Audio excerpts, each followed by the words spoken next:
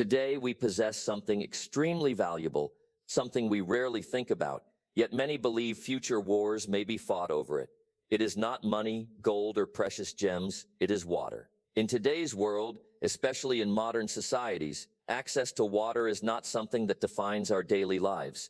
We turn on a tap and water flows. Most of the time, we don't even notice how much we use, because understanding the true value of something before experiencing its absence is not something humans are particularly good at. That is why appreciation often comes too late, only when something is already gone. Now let us take a journey together and travel back to the 6th century. Here we will see closely how water shaped life itself, and by the end of this journey, your view of water will no longer be the same. In the 6th century, accessing water in the Arabian Peninsula was extremely difficult. The climate was harsh. Rainfall was scarce and irregular. Days were hot, exhausting, and unforgiving. In such a land, water was not just a necessity, it was life itself. People decided where to live, when to travel, and which routes to take based entirely on water. At that time, the most important sources of water were wells, but wells were never dug at random. The discovery of a single well was often the result of days, sometimes months, of careful effort. People of the 6th century had no room for trial and error. Digging a well in the wrong place meant wasted labor and often a serious risk to life. That is why careful observation always came first. The color of the soil was studied. Certain plants growing unusually green were closely watched. The movement of animals was observed. The desert could hide water, but it could never erase all of its signs. Finding a potential water source was only the beginning. The real challenge started after that. Hard ground, rocky soil, extreme heat, and sudden desert storms made digging incredibly difficult. Yet people had no choice but to take this risk, because without water, there was no life. Even after water was found, nothing was truly finished. Water could not be used freely. Wells were usually dug collectively by tribes. Everyone depended on them, but everyone had to be careful. No one ever knew how long a well would continue to provide water. For this reason, usage was controlled, and waste was avoided.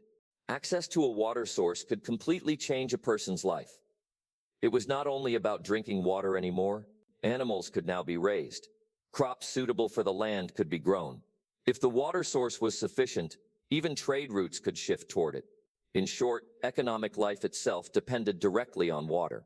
But when water was this limited, how was it used in daily life? There was no concept of regular showers. Full-body washing was rare and usually limited to specific situations, severe dirt, illness, or certain ritual needs. In places where water was available, washing could be done near wells or oases, but it was brief and careful. Water was never wasted.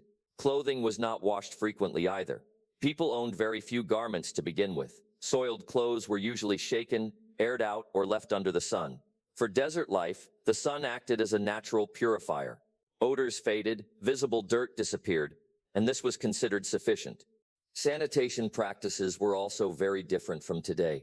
Dedicated structures were uncommon.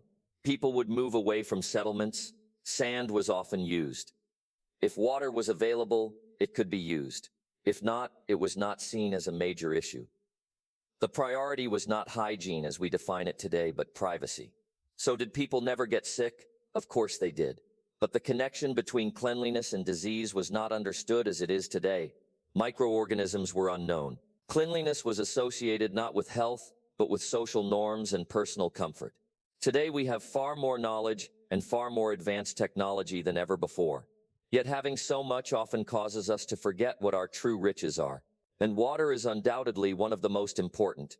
While there are still regions and countries in the world struggling to access clean water, we continue to waste it.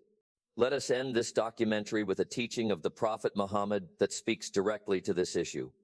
One day, Prophet Muhammad saw one of his companions performing ablution. Water was being used generously. At that moment, this was not unusual, water was accessible. But the Prophet intervened and advised him not to waste water. The companion, surprised, asked, "Even if we are beside a flowing river?" The answer was short and clear. Yes, even if you are beside a river. If you found this documentary valuable, you can like the video, subscribe to the channel, and share it. Don't forget to write in the comments which part made you think the most. See you in the next video. As-salāmu ʿalaykum.